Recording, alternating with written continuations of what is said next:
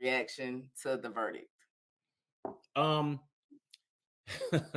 that's Be honest. Be honest. What was all right. it? So let me tell you something. Jeffrey called me about 5 minutes after that verdict came down.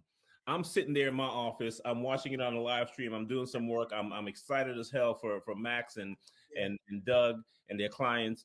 And I look over, my FaceTime is ringing, and it's Jeffrey, and he's like, "Oh man," he's like, his reaction was twofold. He was happy Yes. for Kendrick and for Stillwell, very happy. He was happy that they're coming home. Mhm. Um, there was a part of him, I think, that was thinking, you know what, we probably should have gone all the way because we would have been walking out of there with a not guilty verdict as well. And I agree, we would have, and we wanted to. We wanted to.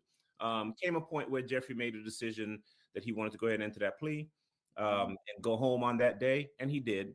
But Yeah. so his reaction, he was happy for them.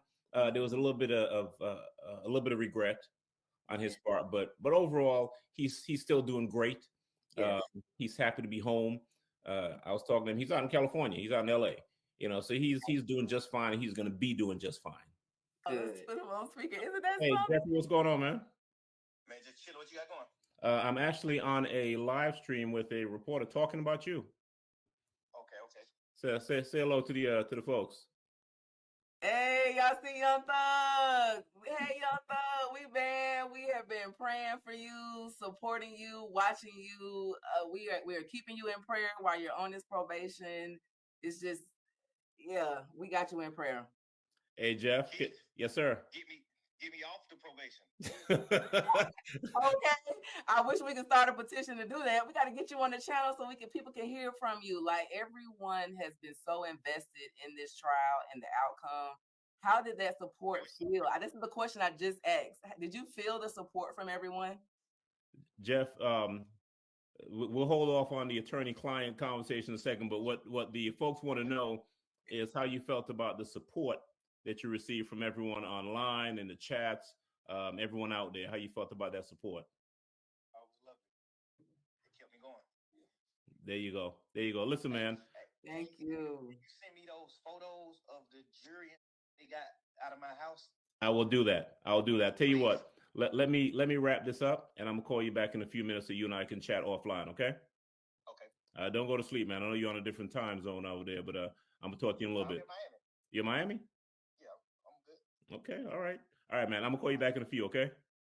All right, bro. All right, there we go. Isn't that something? We just asked that question, and here he comes.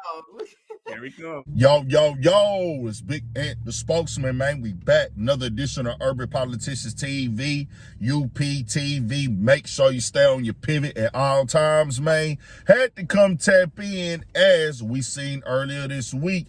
The two guys that were left on the YSL State RICO case in Georgia, Yak Gotti, who's an artist, and Shannon Stillwell, SB, were both found not guilty after turning down the plea deals and continuing on the trial. Now, the deals that they were offered wasn't as good as everybody else's and everything, so they decided to go all the way through there with it. And we seen young Doug, he came and took the plea deal at that point in time. Well, you heard his lawyer right there, Keith Adams, was one of his lawyers, and also the Fit lawyer, and it's on her YouTube channel where he was on there speaking, and young Thug called in and was like, man, get me off this probation. That's what we got to work on now.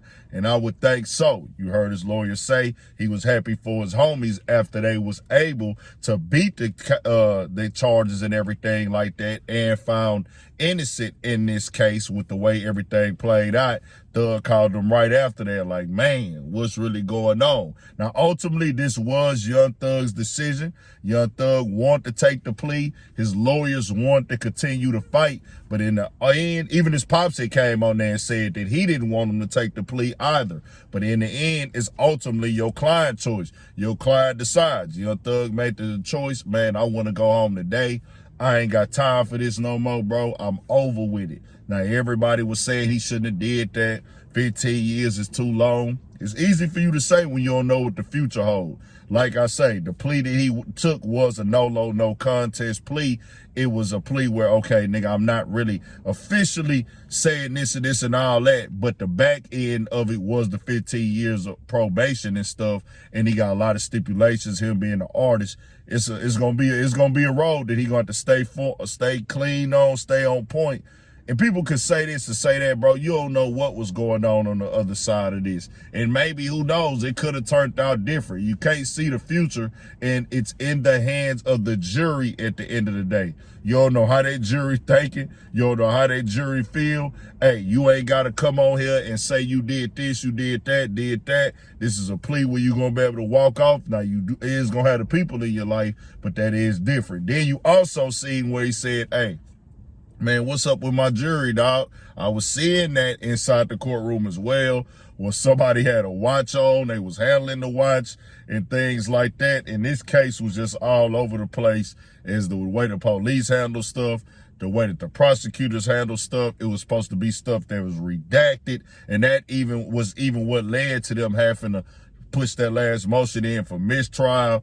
Probably one of the craziest trials we've seen of all time, like 2 years, longest trial in Georgia state history. And the way that it all played out was crazy, bro. In the end, where the 6 people, none of them got this. You know, Lil Rod was one who already had another whole separate charge and everything like that, but nobody that they took down and took in that was convicted and sent to prison for the charges that they brought the YSL state RICO on. Now, convictions were still had by the state because you pled guilty to it. Either way, a no-low plea or a plea in general, they still getting some type of conviction. The 8 that took the conviction, that took the plea before the trial, that was most definitely that's a conviction, no matter how you slice the pie. So they got a lot of conviction years off of it, but the way that it played out, it was like a lot of unorganization. We went through different judges. We seen lawyers get arrested. We seen outbursts in court. Even jurors had to go spend some time in jail. You know, we didn't see their faces, but it was happening with it and everything like that. Still got some other guys who still going through it with their trial. And I would think that Thug probably like, man, I probably would have shit on ahead and went their route. Because if I would have stood in there, I'd be scot-free right now, being able to do what I want to do and not have to report and things like that. But I do think Thug will be able to walk some of that time down to that 15 years, good behavior, fines, and probably they'll work something out. When you got paper, you got pull, you got power, you got relationships, you in the game. It just is what it is. Tell me what y'all think. We got more coming, more videos, all that. 1000 for shit show. Stay on your pivot.